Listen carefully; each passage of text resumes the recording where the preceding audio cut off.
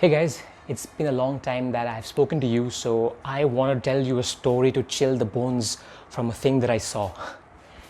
Actually, no. I just want to tell all of you that I quit ChaloHoppo.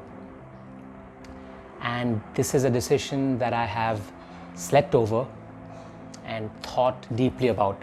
In fact, I actually lost sleep for many nights while I was trying to come to terms with this decision of quitting ChaloHoppo. But I'm not here to tell you the reason why I quit ChaloHoppo, but rather why I started it. And to understand that, I want to take you back to the 90s when I was growing up in Tripura. If you're not aware, Tripura is a state which is surrounded by Bangladesh on three sides, and it had that geographical position of Tripura made it a hotbed of insurgency, which was catalyzed by complex migration issues because we share an 856-kilometer long border with Bangladesh. So to travel from the northern district to the capital of Agartala, where I live today, we had to use the Central Reserve Police Force escort, which was patrolling all the hills. And you couldn't just drive down, you had to choose specific times of the day to travel. So kidnappings and killings were also very common. My friend's father was kidnapped and later he died in captivity. A distant uncle of mine was assassinated on sometime in March 31st, 1998. Things like this were a part of life across Northeast India. So when I moved to Bangalore for college, about 3,500 kilometers away in 2008, I spontaneously was drawn towards the Northeastern and Tibetan Students Forum. That's where I met people from other states like Nagaland, Arunachal, Meghalaya. Because when you are sitting here in your respective states, you literally don't meet people from other parts of the region. And though the rest of the country thinks that Northeast is one, it is actually not like that. It is as different as how a UP is to an MP or how Maharashtra is different from Karnataka. And that's where I really got to know them and understand the different tribal cultures and the other ethnic groups that existed in the region. The work that we were doing was to present an authentic narrative of the people from the region through various cultural events. One incident which made me really connect to the region or have a stronger affinity towards that group was when I was looking for a house to stay in Bangalore. One of the brokers that I had called asked me where I was from, and when I said that I was from Tripura, which he did not know, like many of us are not aware where Tripura is, I told him generally that it's in the northeastern part of the country.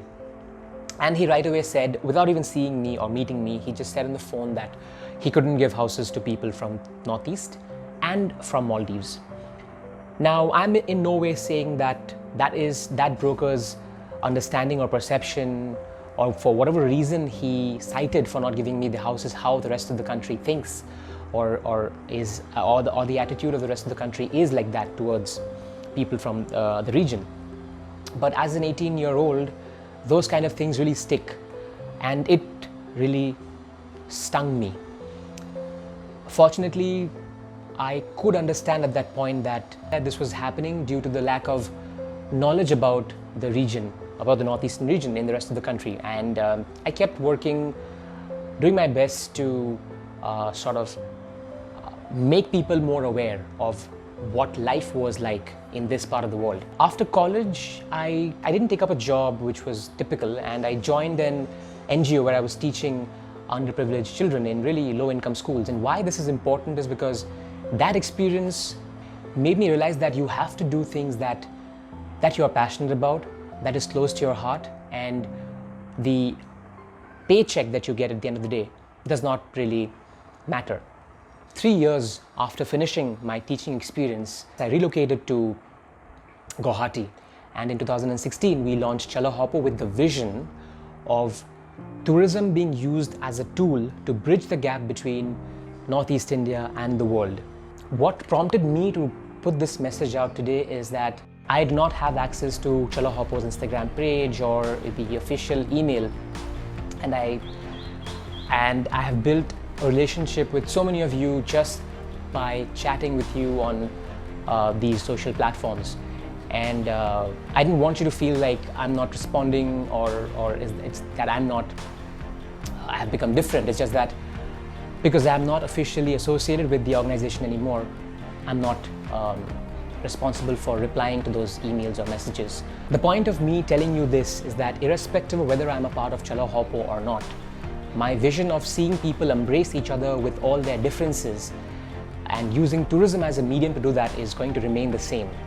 I see tourism as a great unifier where the exposure to new places, people and cultures is not to show the differences, but to make people understand that there are similarities between us through all these differences that makes us human.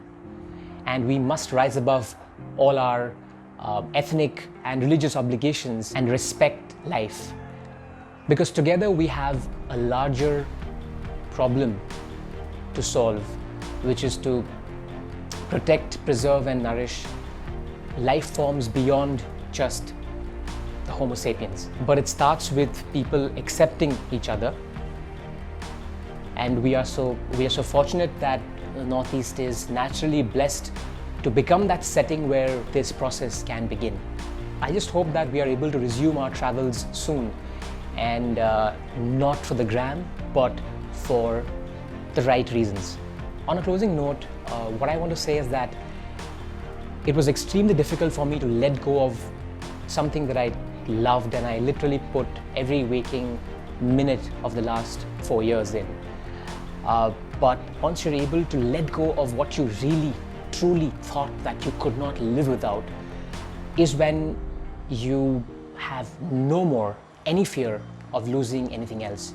You have no fear of losing anything else because you've lost what you thought was the dearest to you. Your focus can then shift to the real purpose of your life. And if so far you thought that you had no purpose in life, when you get rid of those distractions which came with a part of holding something so dearly, you get that space to find out things that really matter and are able to live a meaningful life. So I really hope that all of you are keeping well, doing well, and if you want to stay connected, I would be happy if you follow me on this page, and I would continue putting out content that I used to put out through ChaloHoppo, just that I'm going to be doing it from my personal page.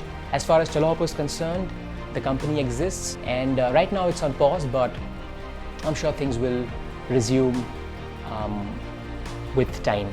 I hope that we can all start traveling soon and remember that the larger purpose of us humans is to unite and protect, preserve and nurture nature.